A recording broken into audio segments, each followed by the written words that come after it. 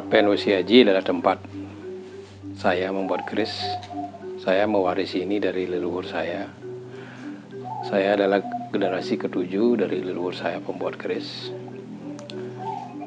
Tetapi sempat tempat ini direnovasi ulang tahun 2008.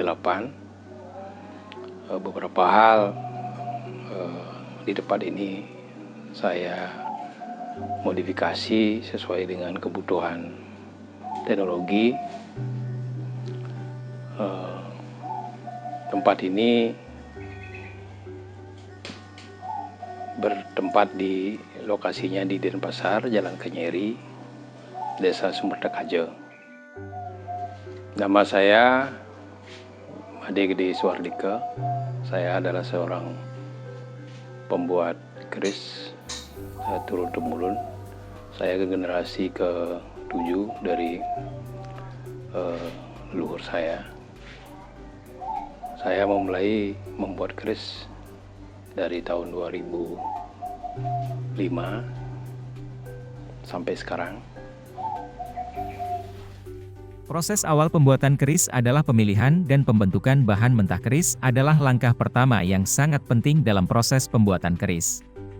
Ini bukan hanya tentang memilih logam yang tepat, tetapi juga tentang mempersiapkannya dengan cara yang akan memaksimalkan potensi estetika, kekuatan, dan nilai spiritual dari keris yang dihasilkan.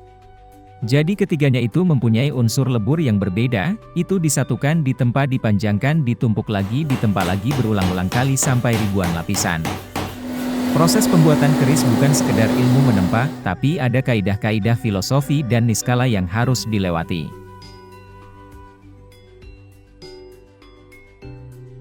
Proses selanjutnya pembuatan arang untuk pembakaran bahan keris adalah proses penting untuk memastikan arang berkualitas tinggi dan suhu yang diperlukan dalam penempaan keris. Bahan yang dibutuhkan kayu jati memiliki kepadatan dan kekerasan yang tinggi. Tungku atau lubang pembakaran, tempat untuk membakar kayu menjadi arang, bisa berupa tungku tradisional atau lubang di tanah. Proses pembakaran arang untuk pembuatan keris melibatkan beberapa tahap yang krusial untuk memastikan arang berkualitas tinggi.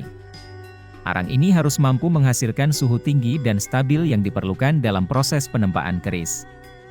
Lama pembakaran arang untuk menghasilkan arang yang cocok untuk penempaan keris dapat bervariasi tergantung pada berbagai faktor, termasuk jenis kayu yang digunakan, ukuran tungku atau lubang pembakaran, serta kondisi cuaca seperti kelembaban udara. Namun, secara umum, proses pembakaran arang untuk keperluan penempaan keris biasanya memerlukan waktu beberapa hari hingga 1 minggu. Proses setelah kayu mulai terbakar merata, mencari tanah liat untuk menutupi lubang atau tungku dengan tanah atau penutup khusus untuk mengontrol aliran udara. Kurangi aliran udara untuk memperlambat pembakaran. Tujuannya adalah membatasi oksigen untuk memastikan kayu berubah menjadi arang, bukan abu. Setelah kayu sepenuhnya berubah menjadi arang, biasanya beberapa hari, biarkan arang mendingin dalam kondisi tertutup untuk mencegah oksidasi dan pembakaran ulang. Tujuan menghentikan proses pembakaran dan menjaga arang tidak menjadi abu. Mulainya proses penempaan bahan keris ditandai dengan menyalakan api di tungku Prapen Wesiaji yang diiringi oleh sang pandai keris. Untuk melembutkan bahan dari keris dan membuatnya lebih mudah ditempa, suhu api yang digunakan biasanya berada di kisaran 900 hingga 1200 derajat Celcius. Pada suhu ini, bahan keris menjadi cukup lunak untuk dibentuk namun belum mencair. Setelah bahan keris dipanaskan, pandai besi kemudian mulai menempa bahan tersebut berulang-ulang.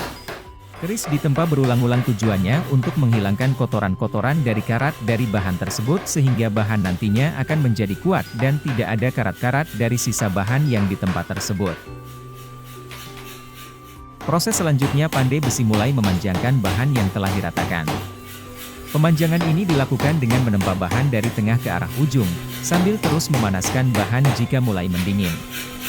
Penempaan dilakukan secara berulang, dengan fokus pada menjaga ketebalan yang konsisten dan memastikan bilah memanjang secara simetris.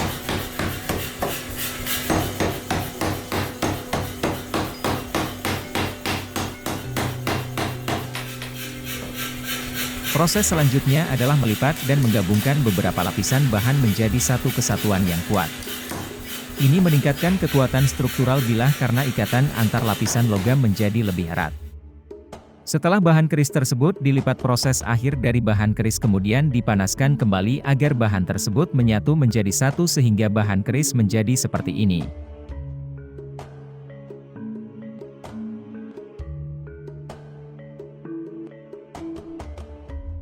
Proses selanjutnya, bilah keris yang telah ditempa dan dibentuk secara dasar dipanaskan kembali dalam tungku. Pemanasan ini membuat bahan menjadi lebih lunak dan mudah dibentuk. Dengan menggunakan palu dan berbagai alat penempaan, empu mulai membentuk liku. Proses ini dilakukan dengan hati-hati untuk memastikan liku terbentuk secara simetris dan sesuai dengan desain. Proses penempaan dilakukan pada bagian-bagian tertentu dari bilah untuk membentuk lekukan. Teknik khusus digunakan agar liku tidak hanya terlihat di permukaan, tetapi juga memiliki kedalaman yang konsisten.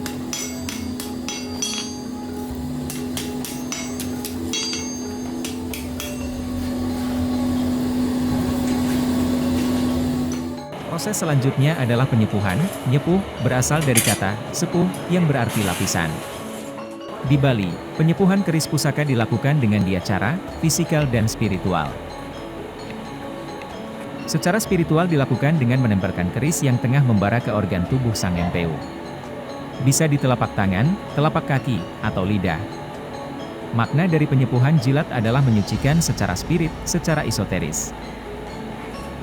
Berkait keris pusaka di Bali, nyepuh pun berarti demikian, yakni melapisi keris dengan lapisan tertentu yang diyakini dapat memperkuat keris pusaka tersebut secara fisik maupun spirit. Prosesi nyepuh secara ritual ini biasanya dilakukan malam hari di sebuah hari baik. Tentu saja acara tersebut dilengkapi dengan sesajen khusus.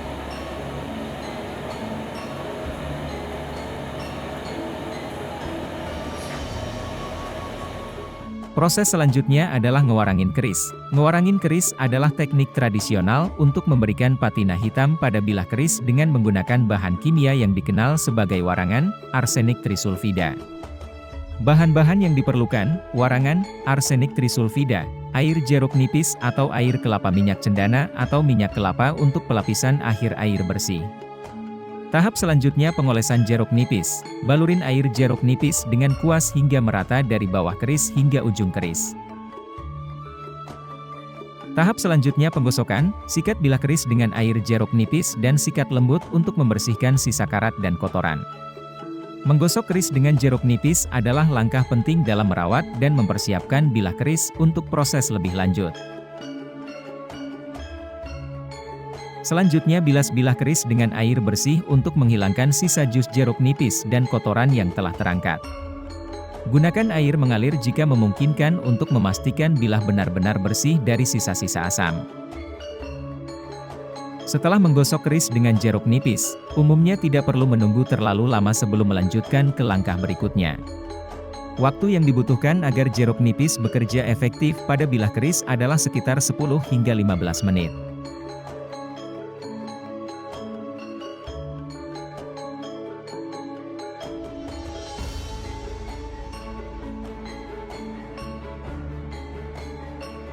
Proses selanjutnya persiapan warangan, membuat larutan, campurkan arsenik trisulfida dengan air jeruk nipis wadah non-logam.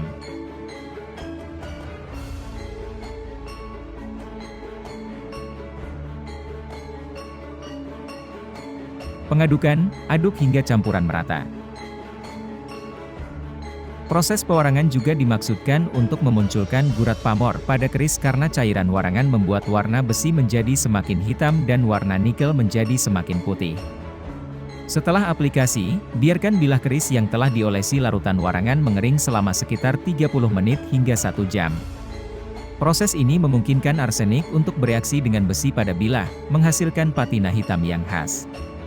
Tegasnya perbedaan warna besi dan nikel akan memunculkan gurat-gurat yang ada pada pamor bahkan hingga yang setipis rambut.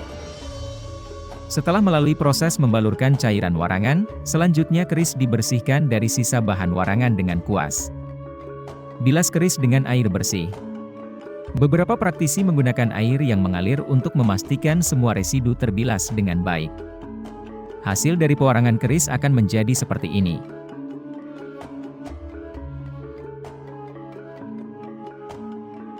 Setelah keris benar-benar kering, oleskan minyak pelindung seperti minyak kelapa, minyak cendana, atau minyak khusus perawatan keris.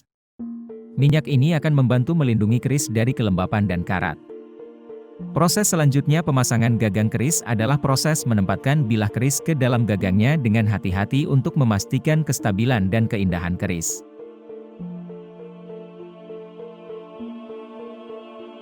Pastikan bilah keris terpasang erat di dalam gagang. Beberapa keris mungkin memerlukan tambahan bahan seperti lilin atau resin untuk memastikan bilah terkunci dengan kuat. Periksa keselarasan dan kekencangan gagang. Pastikan tidak ada bagian yang longgar atau tidak sejajar.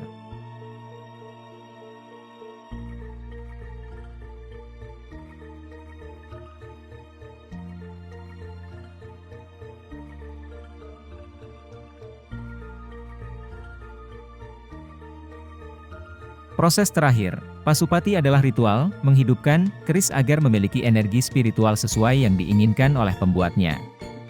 Untuk menghidupkan keris yang terbuat dari logam tersebut, MPU membacakan mantra-mantra pengurip, doa pemanggil daya hidup, ditujukan kepada Sang Hyang Siwa Pasupati sebagai Dewa Taksu, yakni manifestasi Tuhan dalam yang memberi daya hidup pada setiap benda. Pada upacara ini Sang MPU menghadirkan manifestasi Pasupati yang mewakili berbagai inkarnasi Dewa Siwa yakni Sadyojata, Famdeva, Tatpurusa, Agora dan Isana yang ada di 5 penjuru mata angin, Barat, Utara, Timur, Selatan dan Tengah. Dalam aksara kelimanya dilambangkan dengan huruf Sa, Ba, Ta, A, dan I. Semua itu melambangkan mewakili 5 elemen utama alam semesta yaitu bumi, air, udara, cahaya dan eter. Upacara Pasupati inilah yang menjadikan keris yang semula semata-mata merupakan benda seni menjadi benda pusaka. Kini di dalamnya telah terkandung berbagai rekaman energi niat, harapan, dan spirit dari pembuatnya. Proses pembuatan keris, terutama tahapan Pasupati, adalah kombinasi antara keterampilan teknis dan kekuatan spiritual. Setiap keris yang dihasilkan bukan hanya karya seni, tetapi juga benda sakral yang mengandung nilai-nilai filosofi dan magis.